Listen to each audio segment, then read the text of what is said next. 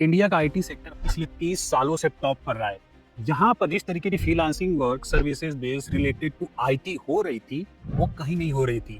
और ये इतना ज्यादा बूम पर था जिसने यूएसए तक को भी पीछे छोड़ दिया था। लेकिन अभी के मार्केट में जो चीजें चल रही हैं, जिस तरीके की न्यूज आ रही हैं, वो थोड़ा सा अप एंड डाउन है। तो लोग कंफ्यूज हो रहे हैं कि इंडिया का आईटी सेक्टर जो अभी करंट सिचुएशन में है, क्या वो इसी तरह आगे भी रहेगा या उसमें कुछ चेंजेस आएंगे। This is Techie Bipin and you are watching Job Update. तो हम इस वीडियो में यही सारी चीजें जानेंगे और ये भी जानेंगे कि अगर आप एंट्री कर रहे हो इंडिया के आईटी सेक्टर में एज अ फ्रेशर, तो आपके लिए क्या बेनिफिट है, क्या नहीं है। अगर आप ऑलरेडी वर्किंग हो तो भी आपके लिए प्लस पॉइंट है। आपको ये जानने का मिलेगा कि इससे फ्यूचर क्या है, फ्यूचर आईटी का कहाँ जा रहा है अभी, और आगे किस तरीके की अपॉर्चुनिटीज यहाँ पर आ रही है। अभी जो चीजें हैं, करंट सिचुएशन जो भी है, उन सब चीजों पे भी जानेंगे हम लोग कि क्या चीजें चल रही हैं।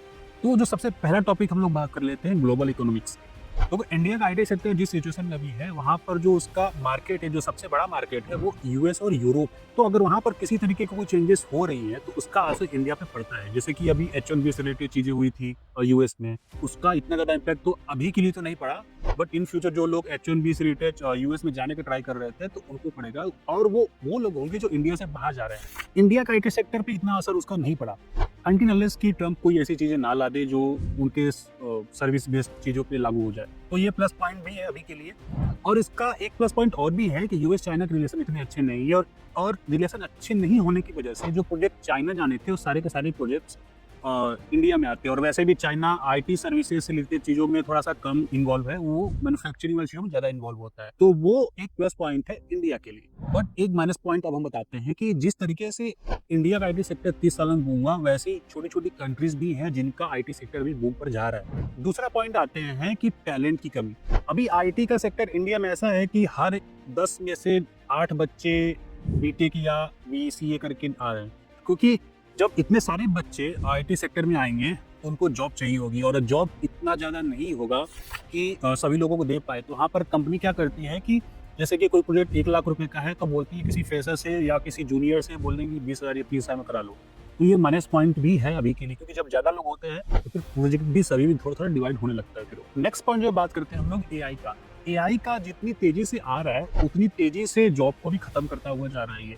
जो चीजें पहले 10 घंटे में होती हुई, अब वो लोग उसी काम को 1 घंटे में कर ले रहे हैं या 10 मिनट में भी कर ले रहे हैं। एआई की वजह से बहुत सारी चीजें चेंज हो रही है, बहुत तेजी से चेंज हो रही है, और इसको कुछ लोग अडॉप्ट नहीं कर पा रहे हैं, जिसकी वजह से उनकी जॉब जा रही है या फिर कहीं ले ऑफ हो रहा है। वो सारी चीजें हो रही है। बट इसका प्लस पॉइंट ये है कि जो चीजें पहले 1 लाख में बनती थी, अब वो वही चीजें 10,000 रुपये में बन रही हैं। तो जब कोई चीज सस्ती होती है तो वहाँ पर ज्यादा से ज्यादा लोग आते हैं। तो इन द सेंस ये है कि ये एआई की मार्केट की वजह से कुछ जगह ले ऑफ हो रहे हैं, कुछ जगह इसकी मार्केट बढ़ रही है और ये ऑटोमेशन की तरफ जा रहा है, और इसकी वजह से आपका प्लस पॉइंट होगा कि आपको ज्यादा से ज्यादा अपॉर्चुनिटीज मिलेंगी। ये सारी चीजें प्लस पॉइंट है, किसी के लिए प्लस पॉइंट है, किसी के लिए नेगेटिव पॉइंट है, बट डिपेंड करता है कि आप किस फेज में हैं और किस तरीके की चीजें कर रहे हैं। तो ओवरऑल अगर बात करें कि इंडिया का आईटी सेक्टर कैसा है, तो इंडिया का आईटी सेक्टर अभी के लिए तो अभी न्यूट्रल ही है। जैसे पहले चल रहा था वैसे ही चल रहा है। कुछ चेंजेस हैं एआई की वजह से, जियोपॉलिटिक्स की वजह से, बट आई होप कि कुछ टाइम में ये सारी चीजें रिजॉल्व हो जाएंगी और मेजर इंपैक्ट इंडिया पे अभी के लिए नहीं पड़ेगा। तो इस पे अगर कोई पॉइंट मैंने मिस कर दिया है तो आप मुझे कमेंट में बता देना, ठीक है।